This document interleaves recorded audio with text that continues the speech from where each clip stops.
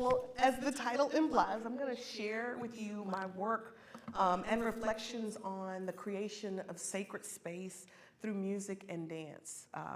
And within that sacred space, I believe that healing occurs, both on an individual and a collective level. So I'm going to share this through kind of talking about two of my research fields, both a spiritual community as well as in a world music performance ensemble, and what I've learned through my ethnographic work in both of them. But I need to share a couple of truths about myself probably first.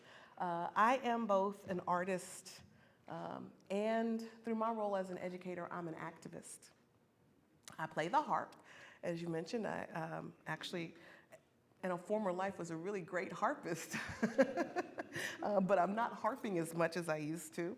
But I teach that, and I teach African drum and dance and historical musicology and ethnomusicology courses at Jackson State University, Mississippi's only urban research school and one of the largest historically Black colleges and universities in the nation, where I also serve as chair of the Department of Music, where the summa cum laude of bands lives, the Sonic Boom of the South. And if you have not heard of them, you got to check us out. The Sonic Boom of the South always wins, regardless of what our sports team does. So we always win. So don't pay any attention to what the sports broadcasters said about yesterday. That's not important. The Boom won. And in our department, I'm so proud to say that the study of classical music in our orchestra and in our opera workshop is viewed as of equal importance as our jazz studies program, African drum and dance, Trinidadian steel pan, and the high step style of our prancing J-sets. And I have found a meaningful, though sometimes incredibly exhausting, way to be both an artist and an activist. I have learned, and I continue to learn, to create a sacred space through music and dance so that I can heal, so that my students can heal, and so that my community can heal. So I'm gonna take another step back a little bit and just share that before I dropped out of Sunday school, or was excused, depending on who you ask, exhausted from being rebuffed for asking too many of the wrong questions, I remember reading Exodus 3, 1 through 5, in this beautiful burgundy Bible that I'd received from my Sunday school teacher. Let's see if I can.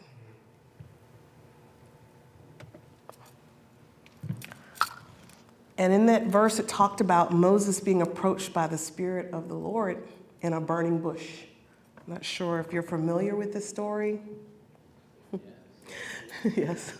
The short version, and the part that probably inspired me the most in terms of my thinking as a scholar, as an ethnomusicologist, was this idea of holy ground, and that there was a Spirit of God that explained to Moses that he was on earth that was consecrated, and the land had been made sacred by the energy of the Creator and that presence there.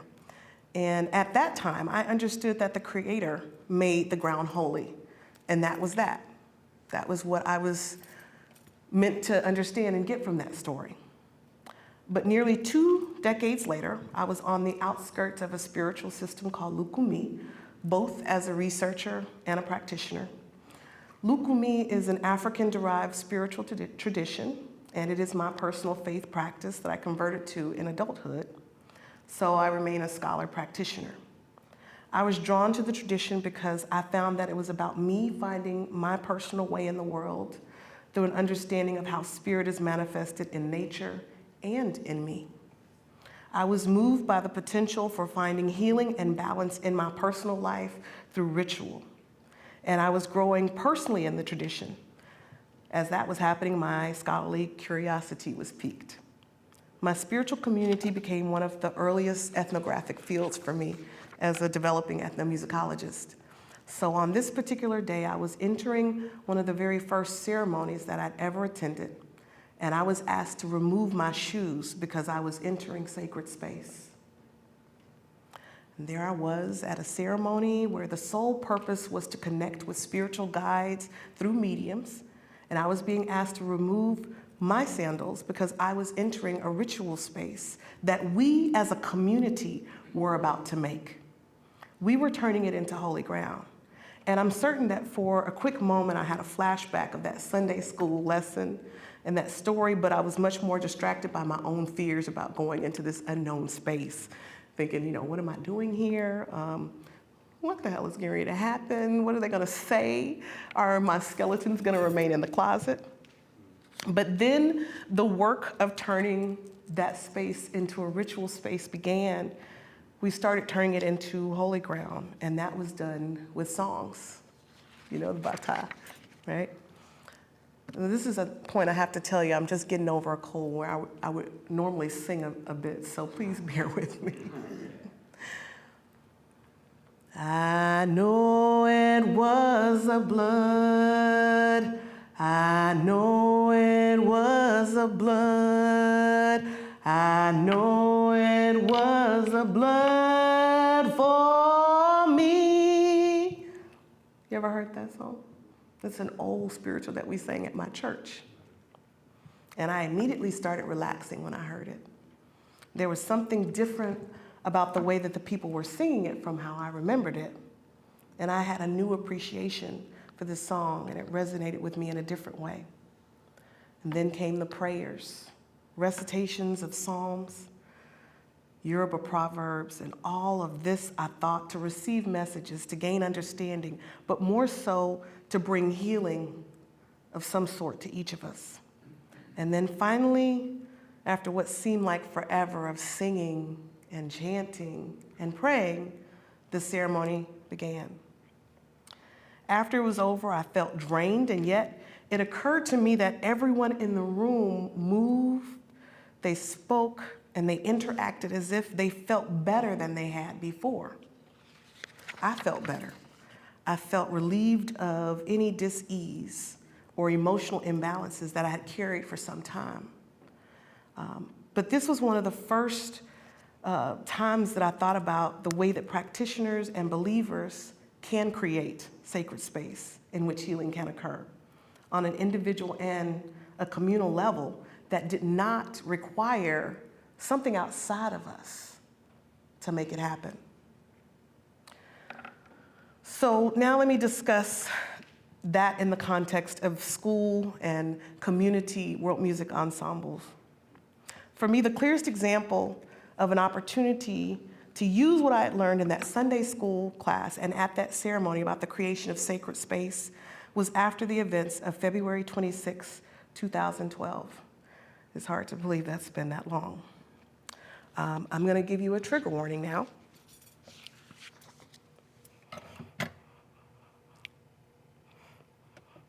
Just to let you know that this image may be disturbing.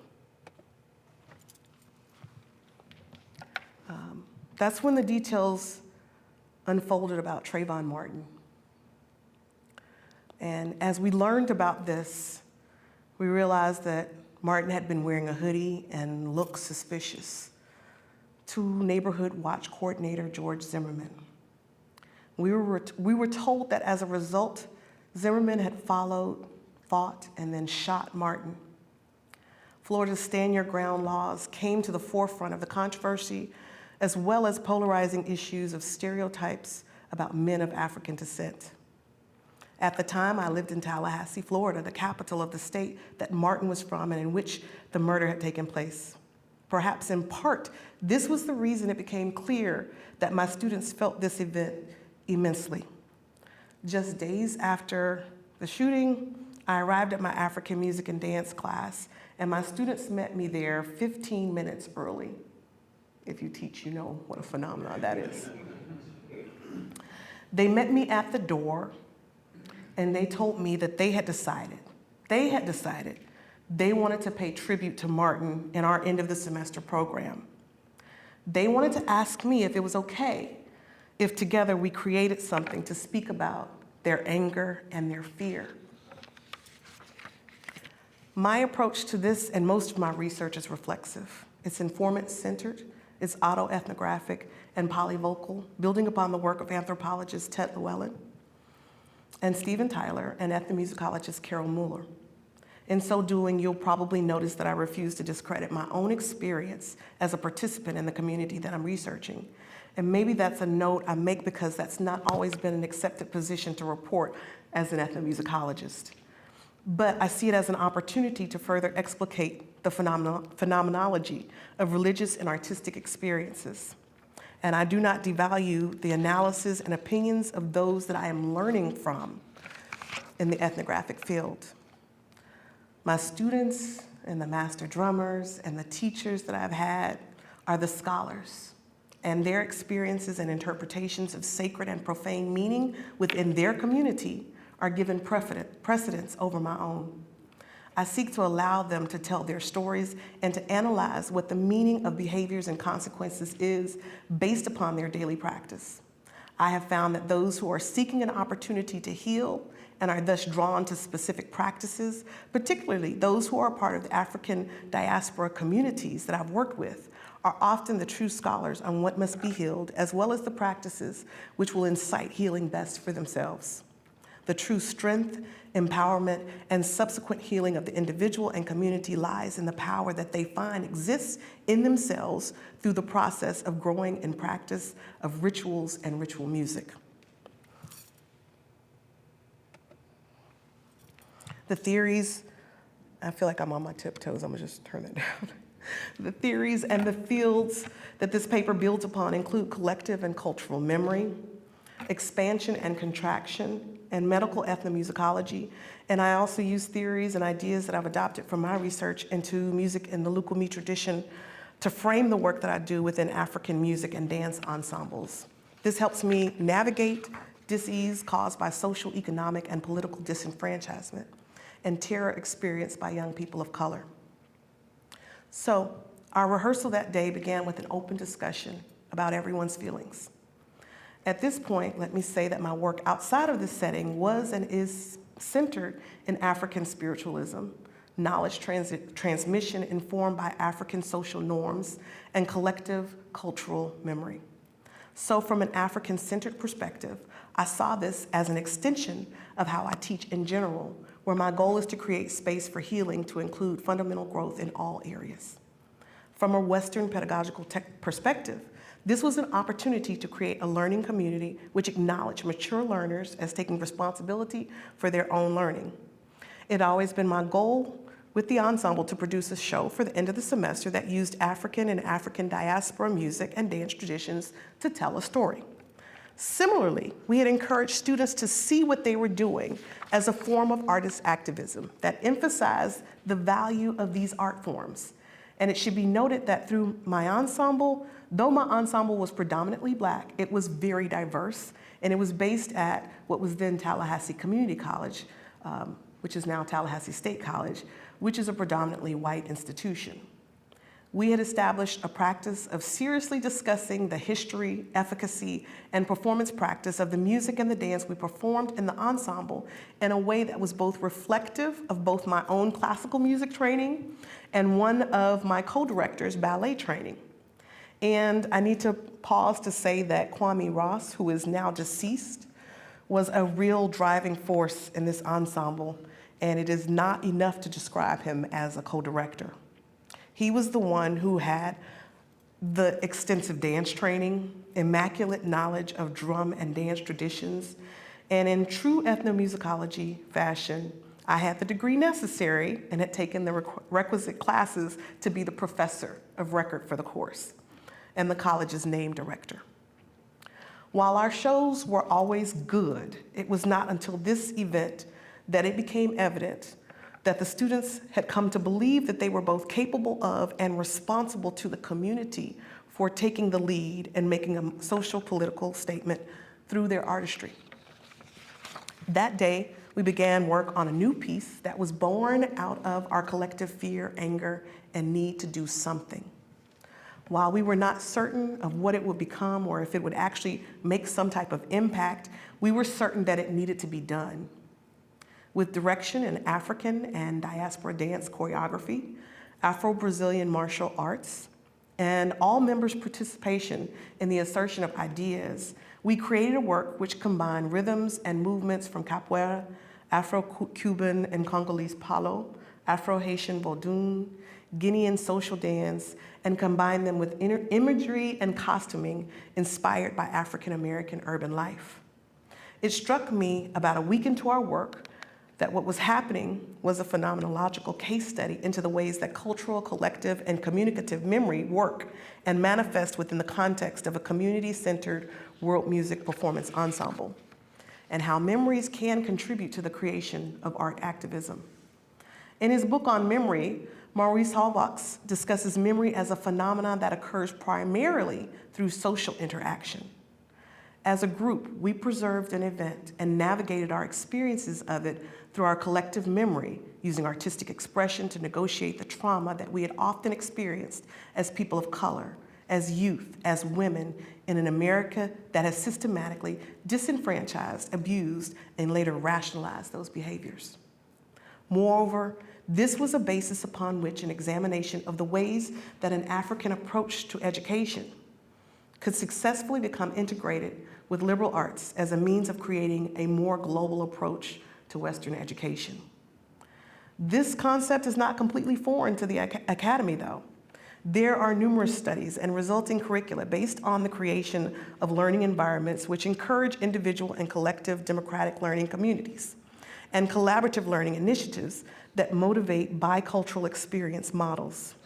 However, there are none that I am aware of that focus on the reclamation of cultural identity, specifically an African identity in the performing arts, as a means of processing a traumatic event and subsequently incorporating African ideals about the ways that music and the arts are used to accomplish goals such as to facilitate communal or individual healing, to challenge a societal norm such as gender roles, performances, or to incite a specific reaction in members of the community.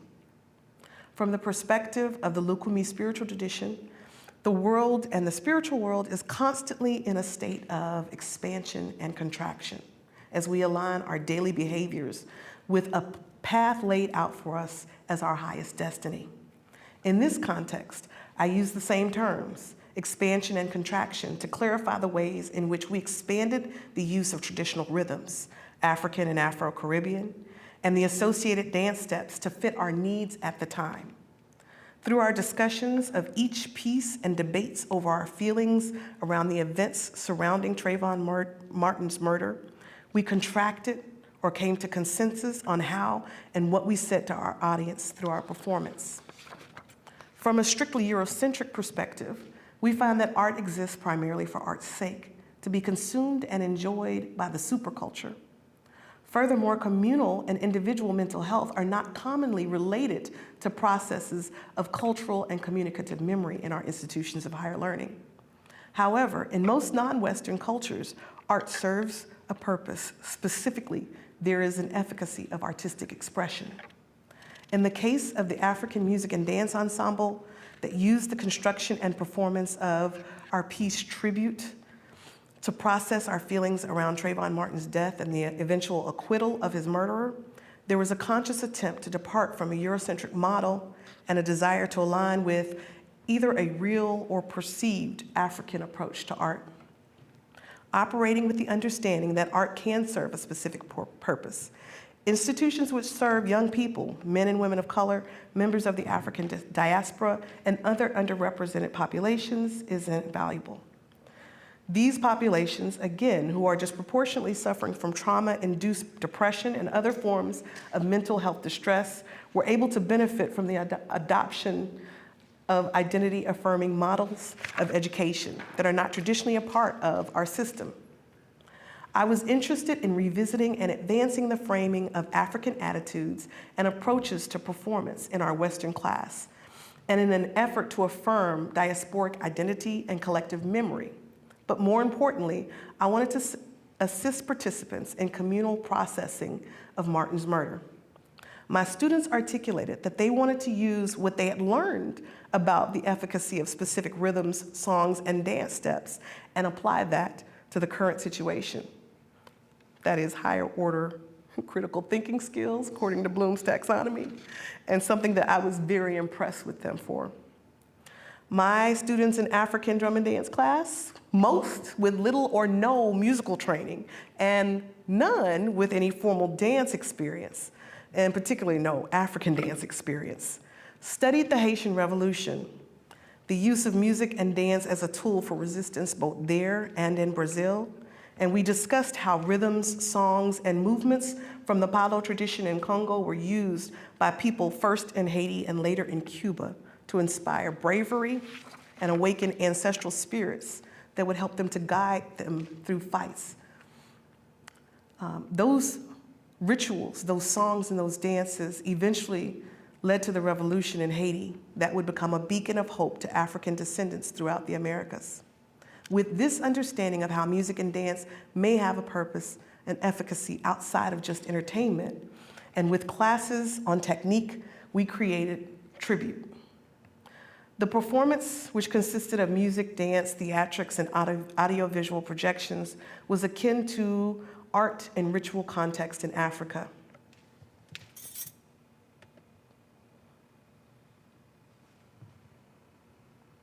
I think I got a little behind there. Roland Abiodun, in his 1994 article, Ashe, Verbalizing and Visualizing Creative Power Through Art, said that an important aspect of verbal and visual art and ritual context in Africa is the way they affect their audience, initiate and non-initiate alike, often achieved through a careful choice and arrangement of a range of sculptures, objects, colors, sounds, phrases, and incantations. These artistic devices, whether they exist as assemblages or simply by themselves in sacred settings, confront the researcher in the field with an enormously complex religio-aesthetic experience. Like Abiodun, I was interested in the revising and advancing the framing of African attitudes and approaches to performance in Western ethnographic descriptions and analysis, and believed that it was efficacious to study these phenomena as well as gain an understanding of them in the intended context. However, in an effort to affirm diasporic identity and collective memory, as well as to assist participants in the communal processing of Martin's murder, I also aim to apply many of these attitudes and approaches to my Western liberal and performing arts pedagogy. Although the goal was not to turn the classroom and stage into a religious event, there was a clear intent on the part of myself and Kwame Ross to create a ritual space where the emotions surrounding the event, the grief, the anger, and the call to action were honored. Furthermore, we intended to pull the audience into the performance and to offer them an opportunity to reflect upon their own feelings about the event. In this way, the goals of our performance were similar to those that Abiodun observed in Nigeria. In our method of teaching the materials to students, contextualizing each of the components of the performance, the rhythms, accompanying choreography, the songs, and the visuals, and the final performance itself, we used the oral tradition as the main form of information transfer. There was no use of notation to teach musicians, dancers, or participants, and the aim of the performance was to communicate meaning to our audience. In this way, we consciously placed ourselves along a continuum of preservers of oral tradition as it exists in West Africa. I based the format and the structure of the course African Drum and Dance on my own experiences with fieldwork. My fieldwork has afforded me the opportunity to study with elders in the tradition from America, Cuba, and Nigeria, and I've spent extensive times in Lukumi, Ifa, and Orisha communities in Florida, New York, South Carolina, Belize, and in various parts of Nigeria. It was from one of those elders that I was once told, elders can see sitting down what children cannot see standing. This proverb was shared with me to help me understand why I was not able to understand a concept until I had spent a significant amount of time studying with an elder and learning by actively participating in my own education as a part of a community. And this is very hard because I know how to student very well. I go into classes and I understand how to earn an A. So when an elder said, nope, you learn by sitting here and listening and being quiet, which is also hard for me, that was very different.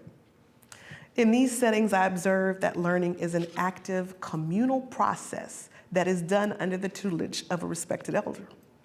Participatory practice of skills and the constant critical reinforcement of details is the method by which elders, instructors ensure students' mastery of an area.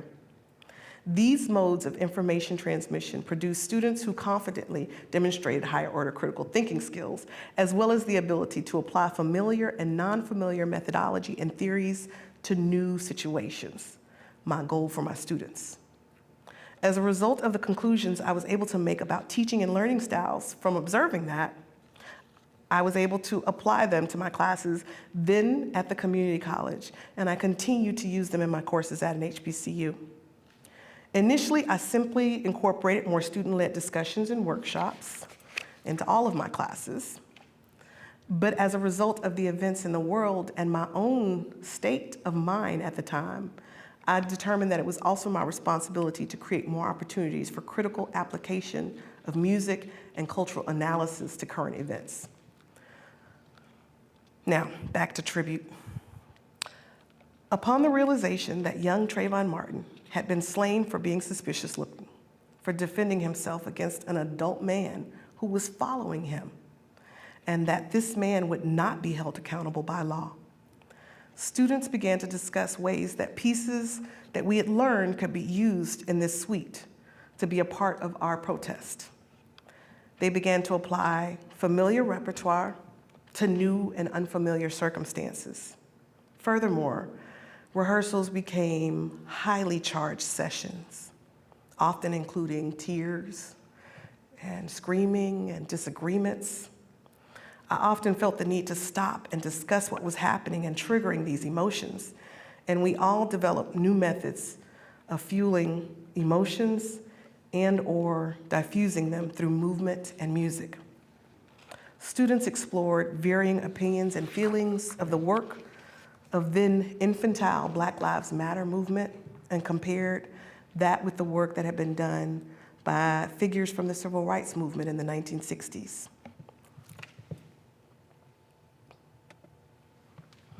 Eventually, each of the components of what we had learned as a community were linked together in this piece called Tribute that we performed on April 24th, 2012. The suite consisted of 4 pieces.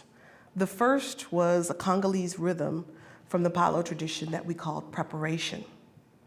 It had no specific title. Several dancers began by entering the stage dressed in all white, as were all of the performers, and tapped the rhythm out with sticks on the floor as we moved in a circle. Drummers played the rhythm on the edges of their drums rather than on the drum head. The rhythm came from the Palo religious tradition, but was played in Cuba by enslaved people prior to the revolution to help them summon the courage and the help of their ancestors. The dancers were joined at the center stage by 3 men who had been drumming before, but left their instruments to begin doing a capoeira play. The Brazilian Angolan martial arts form was done by all 3, first in sync, and then one stepped forward and began doing very complex moves, including kicks and spins. After this solo of the 3, they stood completely still as 3 dancers entered the stage and placed hoodies on them. The dancers put the hoodies on the drummers forcefully with the intent of encouraging them to stop performing and stop playing, and to function as men in defense of the community's women and children. Once they had the hoodies on, another dancer entered stage wielding 2 machetes. As she danced around the men, she raised the machete over their heads and proceeded to purify them with the weapons through her movements, which traced their body's outline. This again was a symbolic pre-war act. It was at that point that those drummers returned to their drums, along with the entire instrumental section, and they began playing a selection called Nago. Nago is an Afro-Haitian rhythm and dance that is performed traditionally in honor of a deity associated with war. Dancers entered the stage performing the dance steps associated with the rhythm, which mimic marching, going into battle. These movements involve block-type formations which feature displays of agility and strength. It's a very aggressive dance that is slow with an accompanying rhythm that sounds like a march. Each dancer performed this piece with a machete in hand. As the Nago dancers exit The rhythm the drummers play changes abruptly to Mai, another Afro-Haitian piece that features a much faster rhythm. The dance moves of Mai, like the rhythm, are meant to emphasize speed and strength and tactical movements of a fast-paced battle. Finally, the work ended with a piece called Petrol, which has roots in Benin, Haiti, and Cuba. This piece details the nature of spirits who have undergone cruelty and who work not only to bring justice, but to do so in an any means necessary fashion. As the rhythm of Petrol began, dancers walked onto stage, now donning red hoodies. Together, they solemnly pulled the hoods over their head on a drum cue. They then proceeded to begin dancing in synchronization to Petrol. The movements of Petrol mimic punching, digging in the earth, and a series of other movements that are about fighting dirty. As the dance ended, a slideshow was projected at the rear of the stage featuring images of Emmett Till and other lynch victims, and finally morphing into Trayvon Martin. I would like to share it with you if you are interested in seeing. And I'll ask that you remember that none of these performers were professional dancers, few professional musicians.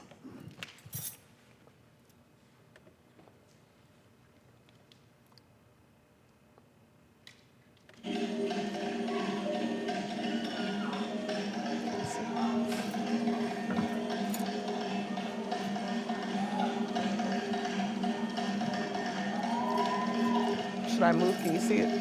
Can you see it okay? I'll just move.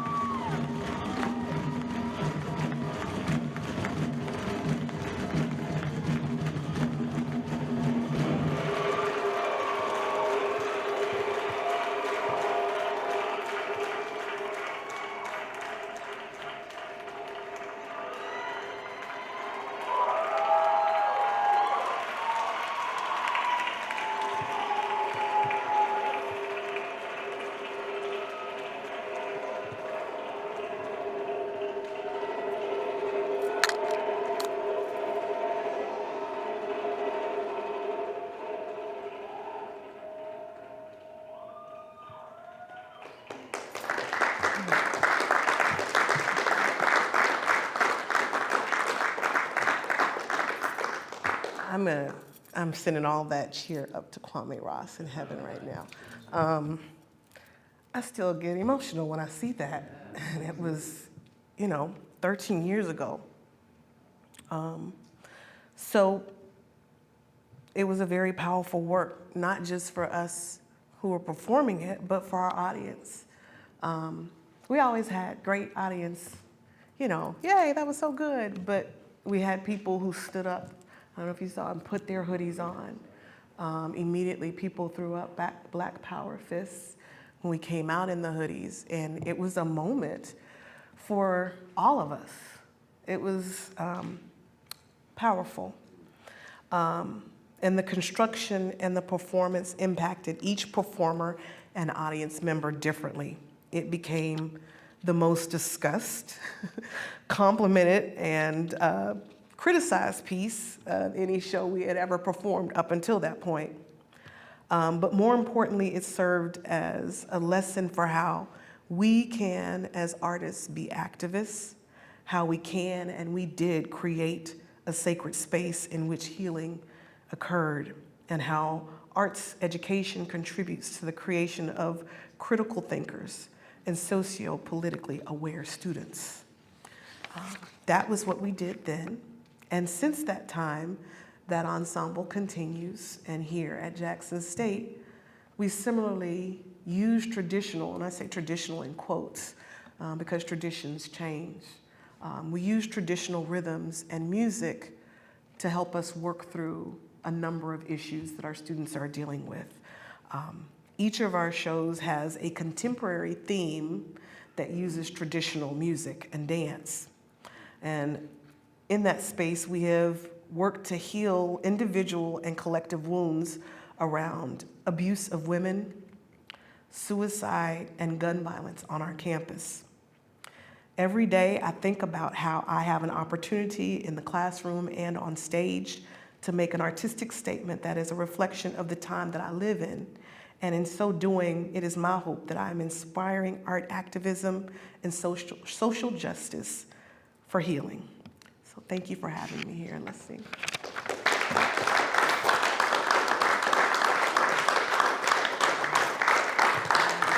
Thank you.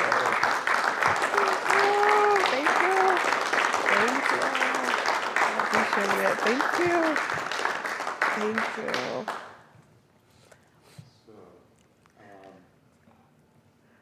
I just want to start out, I'm not going to start, I've got something real minor probably. So are there things that we want to start a discussion on, questions?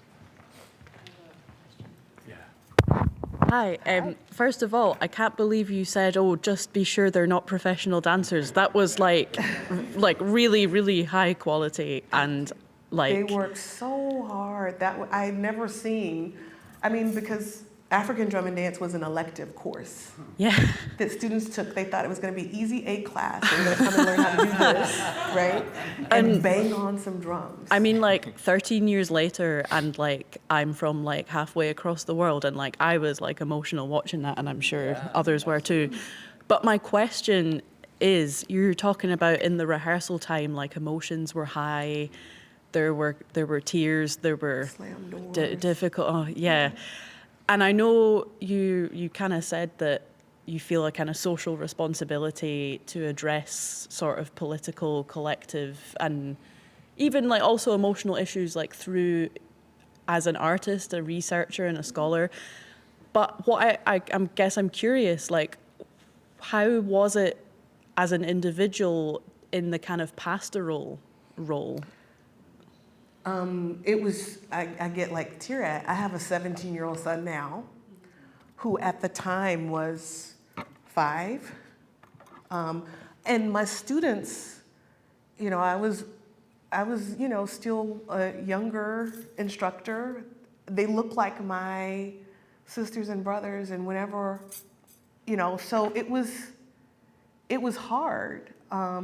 But I had to just be honest. I always say students can smell fear and BS a mile away. So I had to be really honest about the moments that I was not okay And what was different for me, how I was experiencing those moments as a new mother, as a big sister, as a teacher. And it's still similarly difficult. We've done a lot of things that are really painful for people to deal with, that's triggering. And I just try to do it honestly. And I am not a mental health professional. I say that very clearly, and I walk students over. We have at Jackson State the Latasha Norman Center, which they know me. Oh, here Dr. B. Rob's bringing somebody, or Dr. B. Rob's coming in. You know, I regularly bring them in. I would have the counselors from Latasha Norman Center come into our classes at Jackson State, and something similar was happening at TCC. But I mean, it was a challenge, but it was necessary, because we all had these different perspectives. I've always had ensembles that were community ensembles. So we had students who were trying to get an easy A, along with, I don't know if you saw, there was a retired postal worker, an older white gentleman with white hair, Marvin. My son thinks he's his uncle. And he was there, and he felt very strongly, we have got to just let the political system work. There must have been something we didn't see. And so, and then I have another young black boy who was like, that dude looked like me. And so it was not easy, it was not pretty. There were slammed doors, there were hugs, and I was just human and honest. And I was not a hero. I don't want to set it up like I was just this guru or something. No, I lost my temper a lot, But it was healing for all of us. Just imagine that being such like a personal challenge for you. Yeah. It was stupid hard. It was, but it was about my healing too. And I was saying before that I've always started ensembles selfishly because I want to learn, right? So I started the African Drum and Dance Ensemble in Tallahassee because I had researched a dance company that was professional. And whenever I would go to dance class, I just felt so bad, because I was so bad. They put me on the road with the kids. So I wanted to start an ensemble so everybody could come and be completely comfortable being bad, right? And it was an opportunity for me to learn, to bring in teachers who were gonna work with us. It was no judgment zone.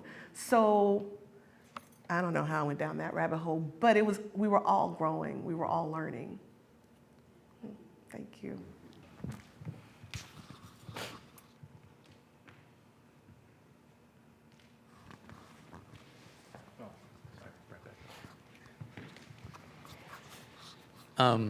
Trayvon Martin certainly is not the last unfortunate murder of a black citizen in the States. Have you continued to work in this vein? Yes, I don't know. I had another slide, but I didn't want to go on and on about some things we did more recently. I don't know if you recall that after, during COVID, there were a number of things, and the fact that we were all at home looking at the news and couldn't turn it off.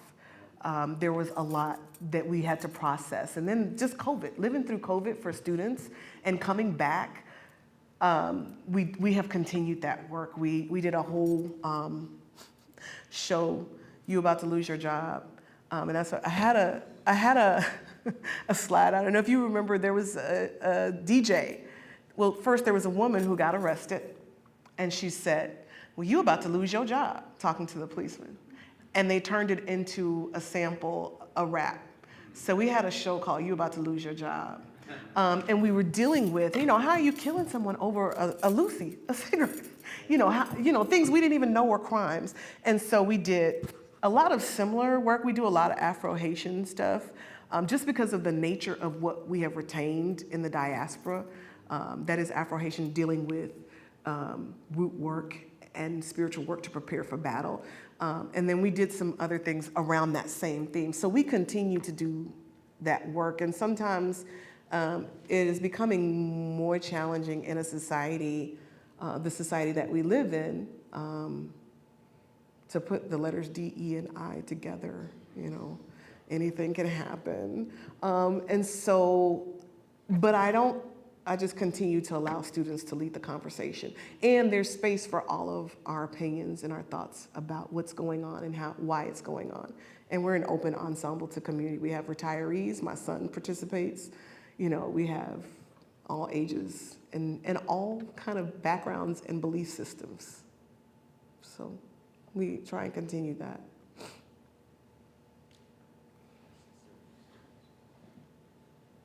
But I would say, I think this was the first time that it was just so, duh.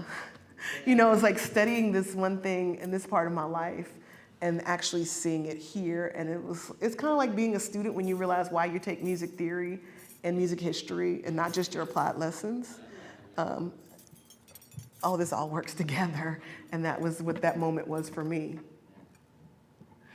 I have two questions.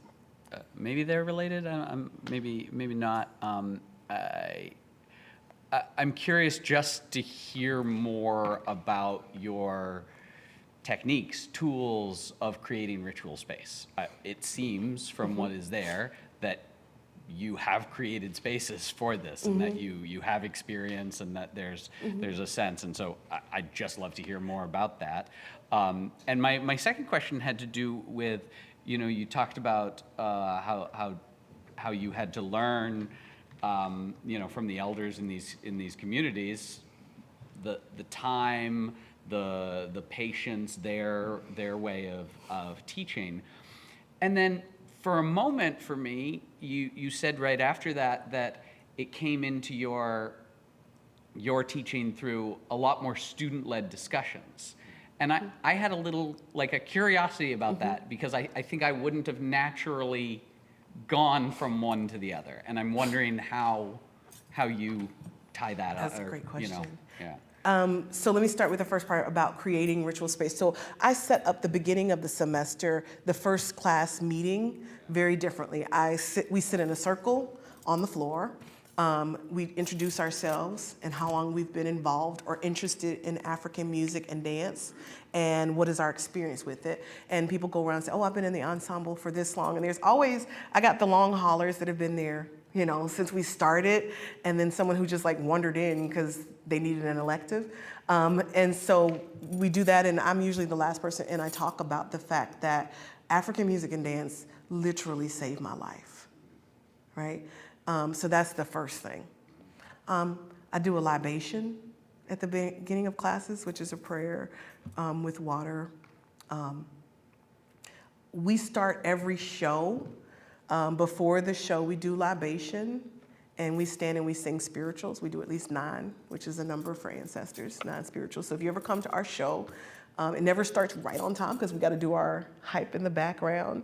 And then we do the South African call and response, Amandla, which means power, and the response is Awaitu, which means belongs to the people, right? So we do all of these things, and there's something about, breathing together and praying together and singing together before we even go out into the performance space that sets up our rehearsals. We end every rehearsal holding hands, and we say a one-word positive affirmation.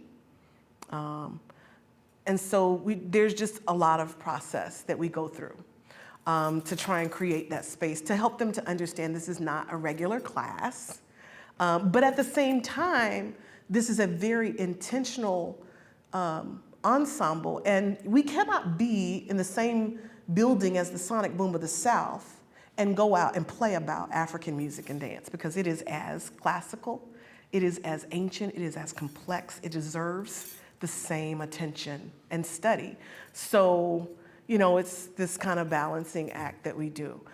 In terms of, yes, so I think that has been a part of my process. Like, I understand learning in a spiritual environment, right? And so trying to see the connection between what I was doing in class, initially I was like, okay, well, let's just have more students to participate, to ask questions, to lead the discussion, to go into more detail, but it has become so much more. It's about them creating the program. Now, also keep in mind, I teach music history, I teach world music cultures. Sometimes I teach music appreciation. I teach intro to ethnomusicology. I teach graduate seminars on history. So I'm thinking about it and talking about it, not just in a performance space, but also in a lecture space or a seminar space. How do I manage it so that it is more like a traditional learning environment from a spiritual perspective for me, the way that I've learned. I hope I'm not messing this up. I'm just banging all over this microphone. Yeah, I think it's a part of a process because we were just talking about the curiosity, right? Curiosity is the core of scholarship, and our students have been taught for 12 years before I get them that it's about passing the test. And so the hardest thing that happens in my class, in my history class, is when I say, you have to write a research paper, but it's up to you what you write about. How long does it have to be? What are the topics? You know, it's just like anything from antiquity to Baroque, music history 1. And they just, you know, so trying to get them to have more active participation in their learning process, whether it's in a lecture or a seminar or a performance class, is what I do. And I do a lot of kind of group discussions. I have them make up exams. That's one of their first, because when they bomb the first exam, then okay, make an exam, exact same length and same format. Give me possible right and wrong answers. You know, explain yourself. So that type of thing. And then bringing in the people who may not have the letters behind their name, but are the scholars. In particular, in African music and dance, I mean, Weedy Brahma is one of the most amazing drummers. Yes, you know him. You know, let me give a shout out. You know, Edward Dorman, who was my lead drummer for years, and Sean Lawrence, who I was first their teacher and now they're my teacher. They are amazing. But do they have PhDs in ethnomusicology? And my school won't even trust them to be the instructor of record, but they are the ones who have been to Guinea every year. They're studying it, they're sitting, you know, so yeah. I hope I answered the question. Yes. Okay. Yeah. Maybe I'll, like, did you ever have a sense as you were studying and working with these elders, do you feel like the learning environments are similar? I mean, are that, reaching for my question, it's like sometimes I feel like there's a sense that like somebody who, a master drummer is there and it's just like, they're so incredible, and I am just silent and like taking it in. I feel there's a little bit more of this like guru sense to that I'm just like, I need, you know, and I need to be quiet and receptive and all of that. You're probably a better student than me, right? Because I entered into my tradition very entitled, like I'm showing up. I want you to tell me why we use this herb for this. What does this stone mean? What does this symbol mean? How do you do that?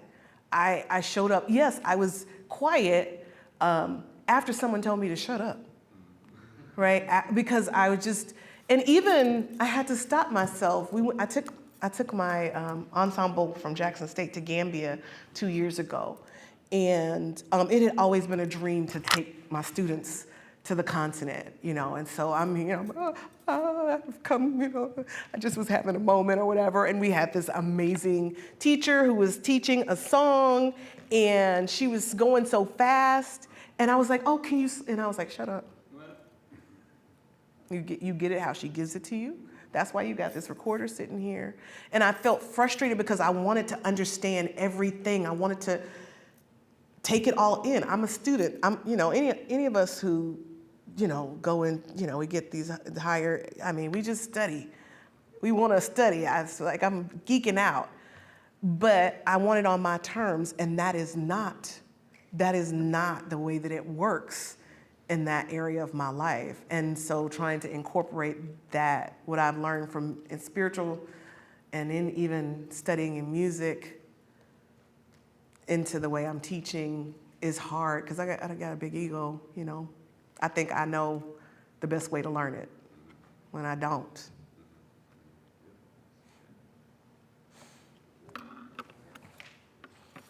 Thank you so much for the presentation.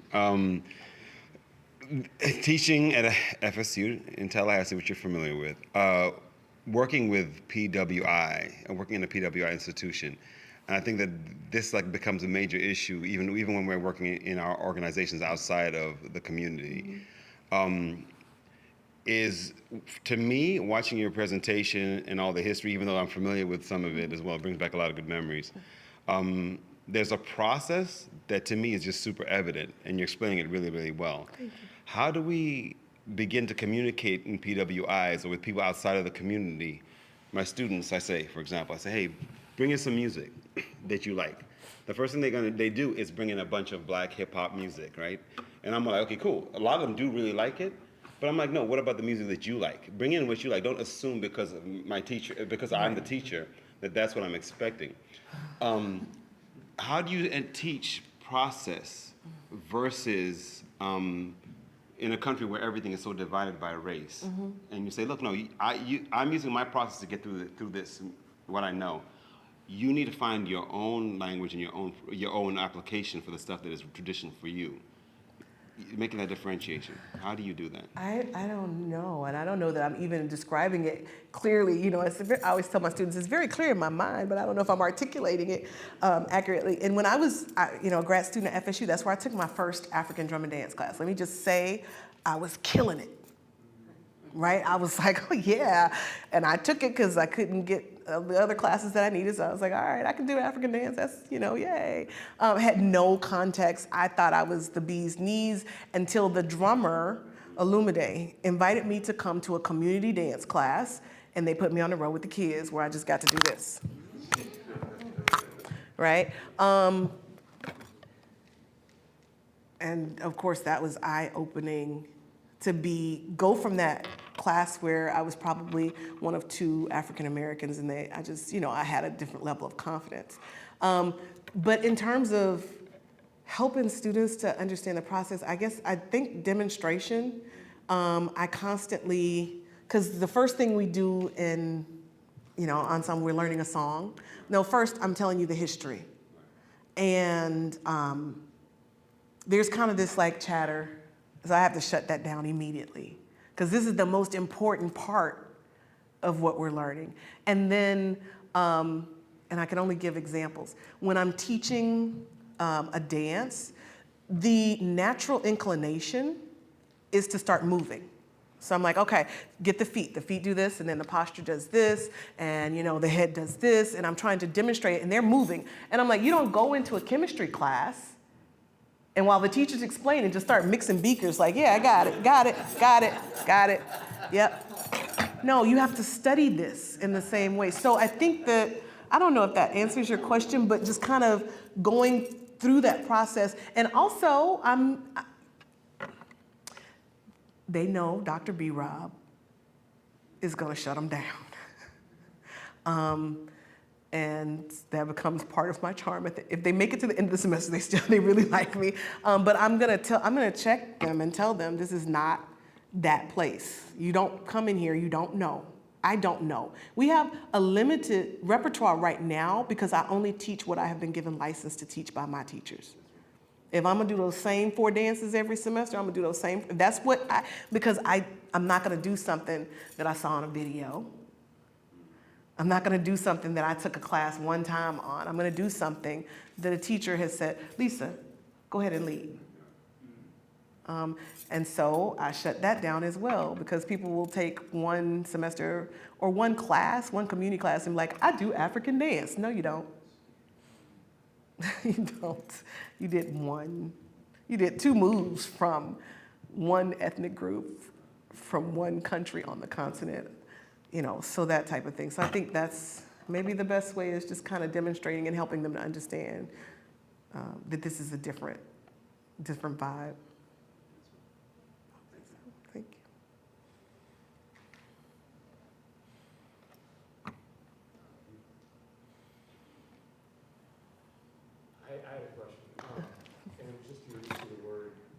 versatile. And I'm trying to remember back where that was in the context of the discussion, but I feel like it had to do with rhythms, and I wish I could remember. Yeah, because I was just unclear as like that it was in the process, whether it was your process of learning or whether it was the students, I forget. I would probably say, if I had to, and I don't remember, I would probably say that, because I would say all the time, I'm still a beginner. I am just a beginner. I took my first African dance class in 1999. I mean, I had done like another community class, but like a real, for real class. And then shortly after went to a community, very intensive class. So my godfather, who has 40 years of initiation as a priest in our tradition, tells me all the time, what I know is less than the tip of a needle. It's not even that, it's less than that. And it would take me 100 lifetimes to know enough to cover the top of that needle. And when you're talking about a continent with over 50 countries, right, and not even talking about the diaspora, I just know so little. I'm still at such the beginning of my understanding. So maybe if I used it, probably it was in that way. Yeah, I think it was. Yeah. Just like, I want to make sure that I was clear. That Yeah, that's what I'm you're just a getting at. baby in Yeah. this. I'm just a baby in this, and there's so many people who know so much more. Yeah, and I mentioned, you know, I'd say Edward Dorman, Sean Lawrence, Weedy Brema, and Zinga Metzger. There's so many of my teachers that have just been amazing. Yeah.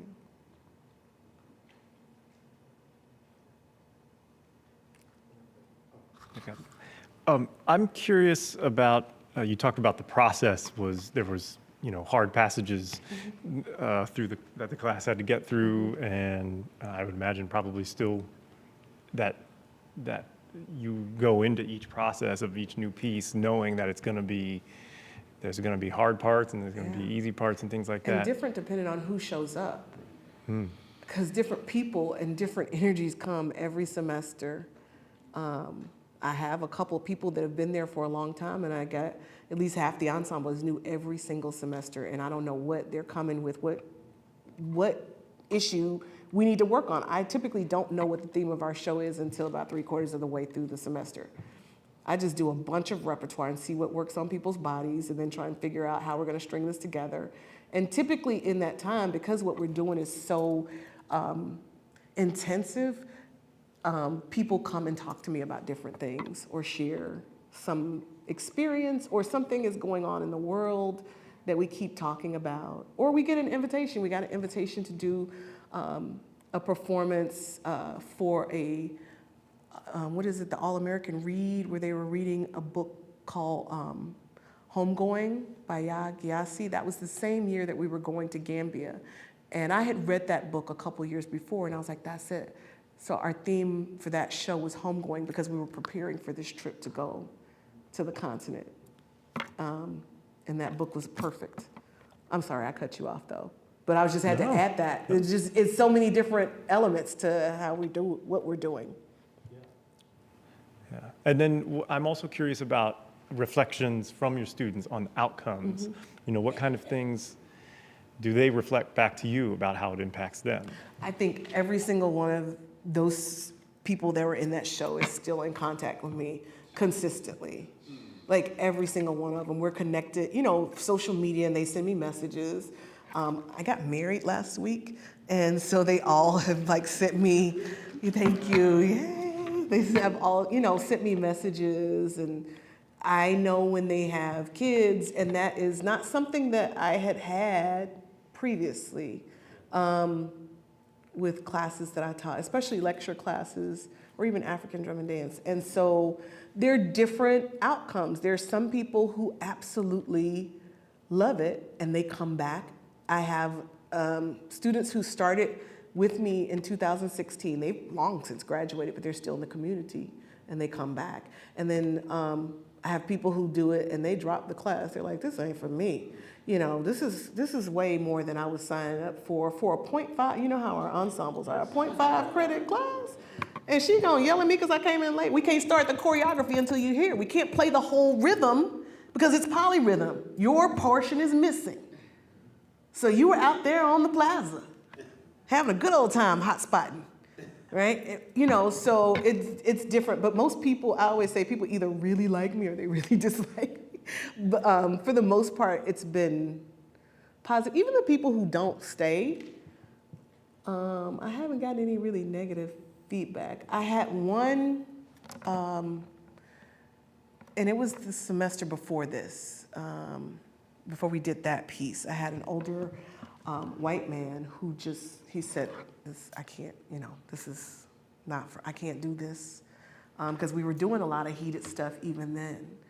And he just didn't feel comfortable. But I'm still in touch with him too.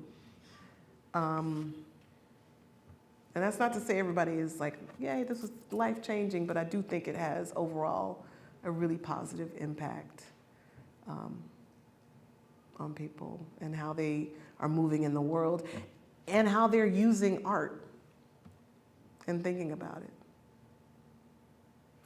I would say right now in our ensemble, maybe half are music majors.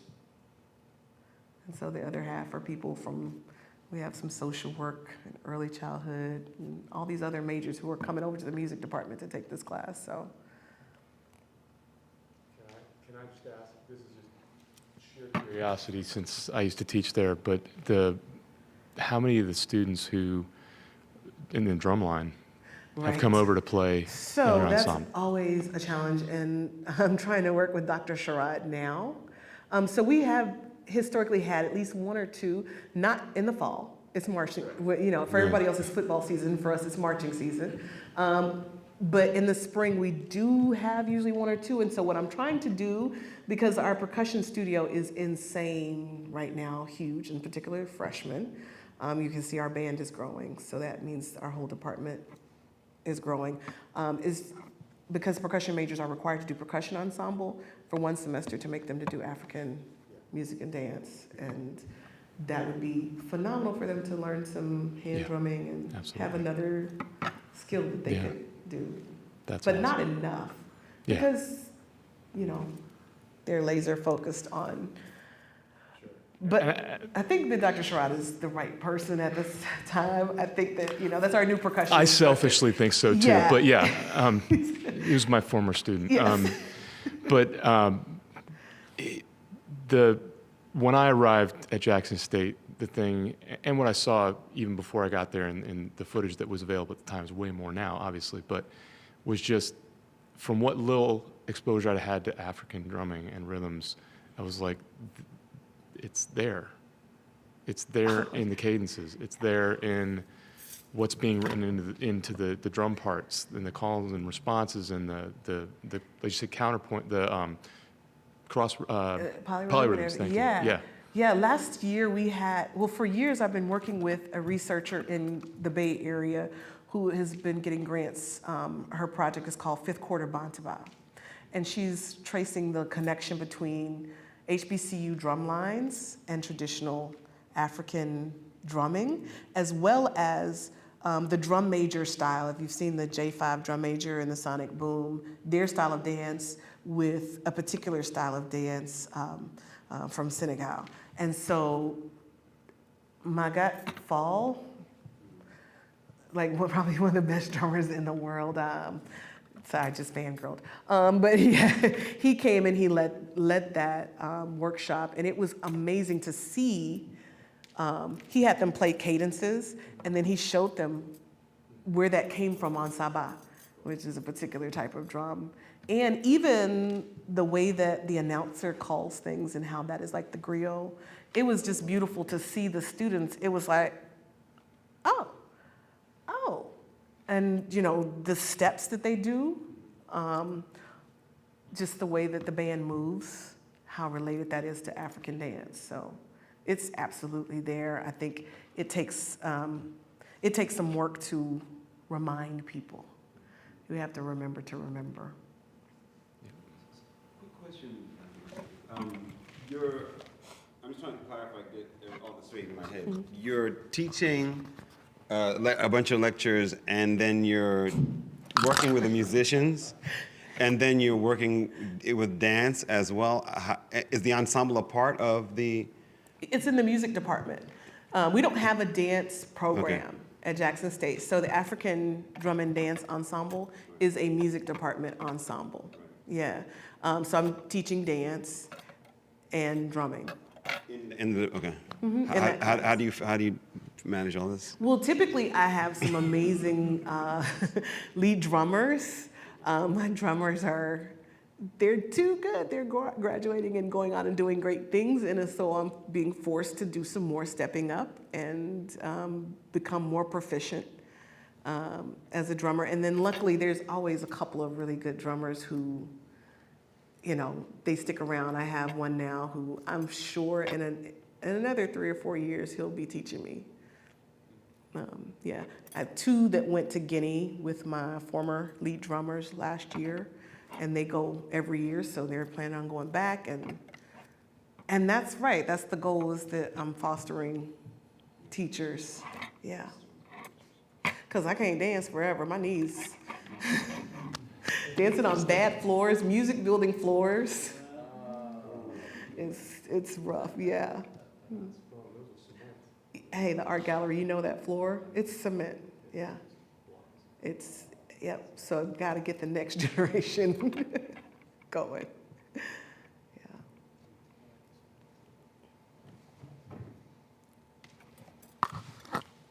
Just wondering, like, as such an academic yourself, if there was a struggle, or if there is a struggle, because you're talking about healing, and it's so clearly embodied in what you show us, and like the healing is sort of happening when there's the magic is created, and the like deeply embodied kind of like spiritual zone, and yet a lot of time with intellectuals, with things, there's such a disconnect with like the intellectualization of something leading to sort of a prescriptive, oh yes, we'll do it like this and this and this because that's what the study says, and therefore it will be created, as opposed to how you really create the magic. So I'm wondering what that is like for you. I don't know that that's been much of an issue, and maybe it's because I was raised in a Protestant Christian home in the South, and you know, a black home where, I mean, I would go to church and see people catch the Holy Ghost, you know, and that cognitive flexibility, right? When I got that word, I was like, oh yeah, that I can understand. And then being in this tradition, the spiritual tradition I'm in, where I've seen, you know, magic, I don't struggle with that part so much. I struggle more with the academic side of me wanting to pick apart and understand the steps and make sure that we're doing it in this prescribed way because this is what makes sense to my, you know, but not the magic. The magic is the magic, you know. I feel that, I see that all the time. My grandmother was magic, you know. What about for the students? I imagine it's really very, I mean, you've already explained that everyone's coming at it very From different perspectives, yeah. that they're coming at it from very different places, but, you know, does it take time for a group each semester or each year to come together and open up to the experience? Yes, it takes time just to figure out, again, who's in the room, what energy are they coming with, and you know, from my spiritual perspective, like what spirits are walking with them. And to trust me and to trust each other. I was saying to you about, you know, I wanted to do ballet, I wanted to be a ballerina, but my body was not going to allow that, right? And the first time I went to a community dance class, the teacher was my size and she could move, right? And that movement was a celebration of all that she was. It was very sensual, it was not sexual, it was in a safe place where I felt like, you know, she was protected, I could be safe to be in my body. And that's not a feeling that we often have. And so helping students to understand this is the safe place to do that, not a dark club somewhere. And helping, you know, because our guys dance, and that is very taboo for men to dance, and it is super taboo for black men to dance. And so it takes a minute to realize you are in a safe place, and that you can do that and you can, be comfortable. It does take a while, and especially with new people coming all the time, every semester.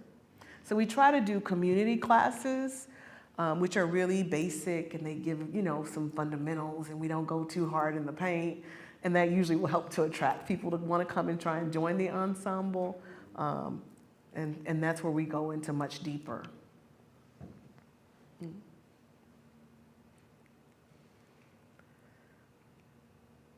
Y'all have been awesome. Y'all have been so awesome. Thank you. Thank you so much for coming, Dr. Beckley-Roberts. Thank you. I appreciate it so much. Yeah, Thank you. We'll take a few minutes to just stretch and get ready for Lucy to present the final one. Kept her on pins and needles long enough.